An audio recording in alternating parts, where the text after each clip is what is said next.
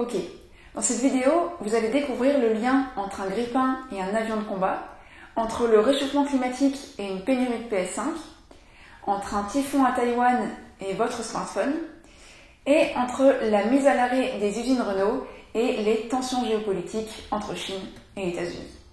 C'est parti. Le monde connaît actuellement une pénurie de semi-conducteurs. Alors l'info peut sembler assez technique et déconnectée à la fois de notre quotidien et des grands enjeux mondiaux actuels, type les changements environnementaux, la médecine ou les tensions géopolitiques. Mais en fait, pas du tout.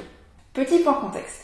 Les semi-conducteurs, ce sont des matériaux très petits, de la taille d'un grain de sable à peu près, qui permettent de fabriquer des composants électroniques comme des puces et des microprocesseurs, qu'on appelle les circuits intégrés, et qu'on retrouve dans beaucoup d'objets électroniques. Par exemple, un grille-pain, une montre, un frigo, un smartphone, une voiture, mais aussi dans les satellites militaires et les avions de combat. Ce qui se passe aujourd'hui, c'est que les fabricants n'arrivent plus à produire assez de semi-conducteurs pour satisfaire la demande. D'où les problèmes de PS5 en rupture de stock au moment de Noël ou la fermeture d'usines automobiles dont vous avez peut-être entendu parler. Alors, comment expliquer cette pénurie? Pourquoi on n'arrive pas à produire plus? Et quel lien est-ce qu'il y a entre la pénurie, le réchauffement climatique et la géopolitique? Alors, premier facteur, une demande croissante. S'il y a pénurie, c'est que depuis 20 ans, la demande de semi-conducteurs augmente, avec notamment le développement de la 5G, de l'intelligence artificielle, des véhicules autonomes ou des objets connectés qu'on emploie dans des secteurs de plus en plus variés, comme la défense, la médecine, l'éducation ou l'environnement. La taille du marché de semi-conducteurs a augmenté de 50% en 10 ans seulement, et les semi-conducteurs sont le troisième produit le plus échangé au monde, derrière le pétrole et les voitures. Alors, on peut aussi mentionner le fait que les progrès dans les processus de fabrication rendent les puces moins chères à produire, donc moins chères à l'achat. Mais la pénurie a pris une ampleur inédite avec la pandémie. Car avec le télétravail et le confinement, la demande d'ordinateurs portables ou de consoles de jeux a fortement augmenté. Mais la pandémie a aussi entraîné une chute des ventes automobiles. Résultat, les fournisseurs de semi-conducteurs ont décidé de fournir plutôt les entreprises d'informatique. Mais quand les ventes de voitures ont redécollé, les fournisseurs fonctionnaient déjà quasiment à pleine capacité et ils n'ont pas pu produire assez pour satisfaire tous les secteurs. D'autant qu'en règle générale, les fournisseurs ne sont pas vraiment armés face à une hausse rapide de la demande, car pour minimiser les coûts, ils fonctionnent avec très peu de stock. Notamment car comme on trouve sans cesse des moyens plus efficaces de fabriquer des puces, les puces sont très vite obsolètes. Mais alors, pourquoi la pénurie se prolonge-t-elle? Pourquoi est-ce qu'on n'a pas pu augmenter rapidement les quantités produites? Eh bien, en partie parce que pour produire plus et plus vite, il faut augmenter les capacités de production des usines. Et ça se fait pas du jour au lendemain. Car fabriquer des semi-conducteurs, c'est un processus très long, très coûteux et très complexe qui nécessite environ 300 étapes et implique du matériel contenant plus de 100 000 composants. On estime donc qu'il faudrait 1 an et demi pour que la production et les stocks retrouvent leur niveau habituel. Et ce qui a aussi empêché la production de s'accélérer, ce sont les changements environnementaux. Oui, la vague de froid au Texas qui a causé la fermeture temporaire de plusieurs usines, mais surtout une sécheresse à Taïwan. Car la fabrication de semi-conducteurs se fait en grande partie à Taïwan par l'entreprise TSMC. Et elle nécessite beaucoup d'eau. En 2019, l'entreprise a utilisé l'équivalent de 60 piscines olympiques d'eau par jour.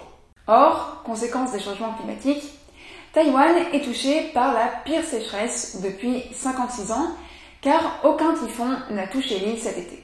TSMC a donc dû se faire livrer de l'eau par camion-citerne pour maintenir son niveau de production. Mais si cette pénurie a retardé l'arrivée de votre console de jeu, elle est surtout amplifiée des tensions géopolitiques. Ces matériaux microscopiques sont au cœur de rapports de force entre acteurs, et notamment entre la Chine et les États-Unis.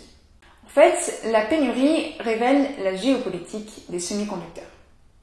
Déjà parce que les semi-conducteurs sont stratégiques. Ils sont essentiels pour développer la 5G, l'intelligence artificielle ou l'informatique quantique, des secteurs clés dans la bataille technologique entre la Chine et les États-Unis. Et ils garantissent aussi, indirectement, la sécurité nationale, car ils sont nécessaires pour fabriquer du matériel militaire, des armes, des avions de combat ou des satellites d'observation par exemple. Or, très peu d'entreprises peuvent concevoir ces puces et 5 producteurs seulement détiennent plus de 50% du marché. Et puis, la production est très concentrée puisque 80% se fait en Asie.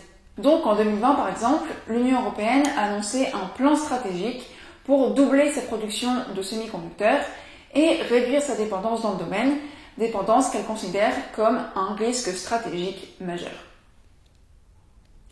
Et de manière générale, les grandes puissances veulent être capables de produire des semi-conducteurs sur leur propre sol afin de sécuriser leur approvisionnement et d'éviter que la technologie semi-conducteur soit utilisée par leurs adversaires à des fins d'espionnage ou d'ingérence. Pour les États-Unis, l'enjeu est aussi de profiter du retard de la Chine dans la production de semi-conducteurs pour enrayer la montée en puissance économique et technologique de Pékin. Car les semi-conducteurs engendrent surtout des tensions géopolitiques entre Chine et États-Unis. Explication. Depuis Obama, les États-Unis ont restreint les ventes de puces conçues ou fabriquées aux États-Unis à plusieurs entreprises chinoises accusées d'espionnage ou de vol de technologies américaines, comme Huawei par exemple. Et puis, les US investissent massivement pour relocaliser leur production et créer des usines de semi-conducteurs sur leur sol. La Chine, elle, a fait les semi-conducteurs une priorité nationale et elle a mis en place toute une stratégie pour produire elle-même et d'ici 2025 70% des semi-conducteurs dont elle a besoin. Du coup, ces ambitions inquiètent les États-Unis, même si pour l'instant la Chine est assez loin de son objectif. Elle consomme 5 fois plus de semi-conducteurs qu'elle n'en produit, notamment car elle manque de spécialistes et d'un accès aux technologies étrangères. Mais face à ces sanctions, la Chine pourrait contre-attaquer en bloquant par exemple les exportations de terres rares. Ces minerais qu'on utilise dans plein de secteurs, de l'armement aux énergies renouvelables, et dont elle contrôle 85% du marché. Et il y a un territoire particulier qui incarne ces tensions, c'est Taïwan, et notamment son usine TSMC, le leader mondial des semi-conducteurs, qui se trouve au centre de la rivalité entre Chine et USA. En effet, la Chine menace depuis des années d'annexer Taïwan, qu'elle considère comme une province chinoise. Or, plusieurs entreprises américaines, dont Apple, confient la fabrication de leurs puces à l'entreprise taïwanaise TSMC. Les US sont donc pression sur TSMC pour qu'elle interrompe ses relations commerciales avec Pékin et l'ont convaincue d'installer une usine en Arizona. Mais si la Chine envahissait effectivement Taïwan, on pense qu'un conflit armé dans la région pourrait durement affecter l'économie mondiale. Bref, c'est fou de voir à quel point on dépend de ces minuscules matériaux pour la sécurité nationale, pour notre vie quotidienne et pour le développement de nouvelles technologies. Et ces puces nous montrent aussi à quel point la mondialisation rend les pays dépendants et à quel point une pandémie, un conflit géopolitique et des effets du changement climatique peuvent bouleverser l'économie mondiale et les marchés financiers. Bref, j'espère que cette vidéo vous a mis la puce à l'oreille et que vous y voyez plus clair. Vous retrouverez plein de sources en description et en attendant, perdez pas de temps.